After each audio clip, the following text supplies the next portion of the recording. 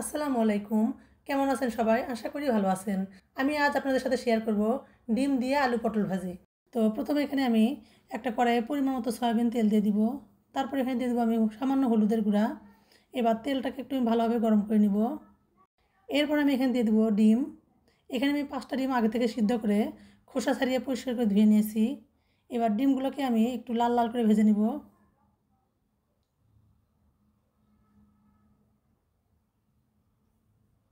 আর এই ডিমগুলো যখন ভাজবেন তখন সামান্য একটু তেলের ভিতর সামান্য একটু লবণ দিবেন, তাহলে কিন্তু আর এই তেলগুলো ছিটবে না।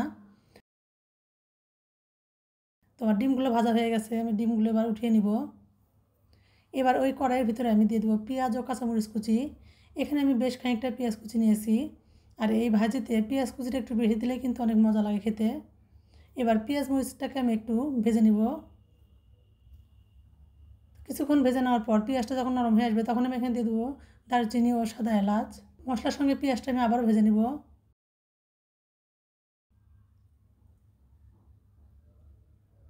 এরপর আমি এখানে দিয়ে দেবো স্বাদ মতো লবণ ও হলুদের গুঁড়া।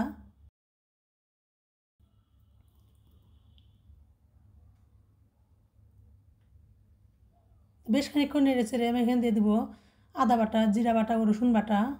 এখানে আমি অল্প করে বাটা মশলা নিয়েছি। এবার এই বাটা মশলাগুলোকে আমি একটু কিছুক্ষণ ভেজে নিব।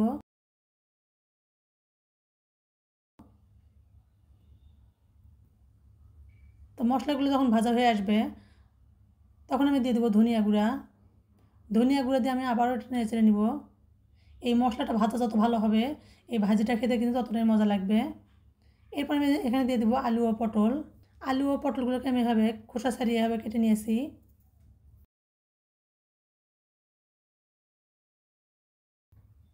এবার এটা নেড়ে চেড়ে আমি ঢাকা দিয়ে রান্না করে নেব কিছুক্ষণ। প্রথমে এটা আমি ঢাকা দিয়ে রান্না করে নিব কিছুক্ষণ, তারপর আমি এটা ঢাকনা খুলে ভালোভাবে ভেজে নিব। এটা বেশ খানিকক্ষণ সময় নিয়ে আমি একটু ভেজে লাল লাল করে ভেজে নিব। আর এভাবে ভাজি করলে কিন্তু পটল ভাজি খেতে অনেক মজা হয়। যারা খেয়েছেন তারা তো অবশ্যই জানেন, আর যারা খাননি তারা একবার হলে এভাবে পটল ভাজি করে দেখবেন, অনেক মজা হয় খেতে। তো পটলটা যখন এরকম লাল লাল হয়ে আসবে তখন আমি এখানে দিয়ে দেবো ভেজে রাখা ডিম।